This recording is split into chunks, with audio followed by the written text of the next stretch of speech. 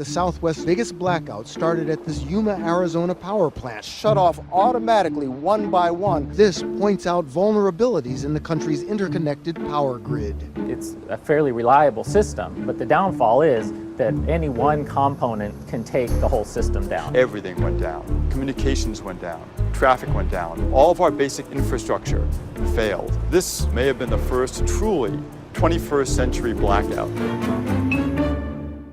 You should not be trading business cards at the disaster. You should have traded business cards way before the disaster.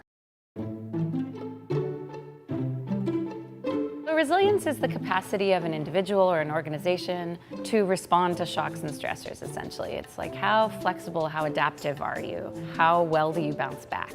The things that make headlines, the earthquakes, fires, floods, those are shocks to the system.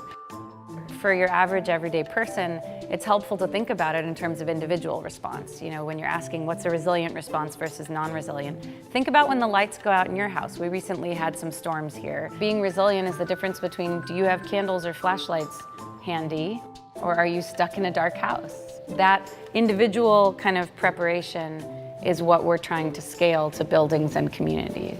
You cannot be talking about resilience if you're just talking about wildfires and climate change, because we're also talking about people. All communities have natural assets, and they have natural skills and resources that they use on a daily basis to get through stressful events. Life is stressful and things happen, and we call on each other and call on our assets and resources to get us through that. Just getting to know your community and participating is an act of resilience. I think the easiest thing you can do is talk to your neighbor. How many people don't know their neighbors? And people think that's a unique problem in Los Angeles. We have about the same rate of knowing our neighbors as other places. Yes, get some water. You know, I think probably that's the most important thing you could buy. Make sure you have extra medications for people who need prescription medications. Absolutely. Those are the two things you should supply yourself with. But I think on a resilience level, it's just as important to talk to your neighbor about this.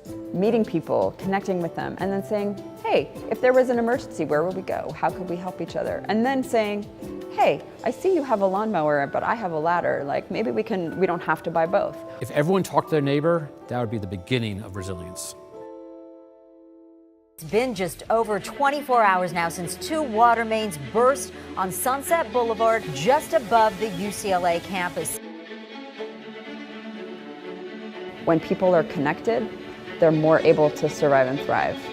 You know, during our flood that we had in 2014, we had a number of people who were impacted when their vehicles were stuck in this parking structure that was flooded. One of the things we created was a social media group where the people who were impacted could share with each other the resources and how they were dealing with the situation, and that became very important. Communities that have that level of social cohesion are able to respond better, are more likely to respond, and are more likely to respond more fully, to leapfrog, to use disruptions as a way to catapult them into a better space than they were before. Do they know the organizations that are in their community, the churches, nonprofit agencies, the hospitals, the pharmacies? And do those organizations know each other and have started to work together? So we're trying to build the social network, both at the individual level as well as the organizational level. At the Center for Urban Resilience, what we say in general is that you know that a community is resilient when people say that they love where they live.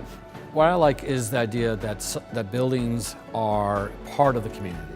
Even if they're just a business and most of the neighborhood is not walking in and out of it all the time. People know the building, they have some relationship to it. We saw a building that said, we're part of the community. Even though we're not doing business here, we live here. During a heat wave, we're going to open our doors. We're going to provide cooling space, games for kids, access for older adults, and hydration stations. And you know, it's on a weekend where we're not normally here, but we're going to open it up and show our concern for the community that we're living in.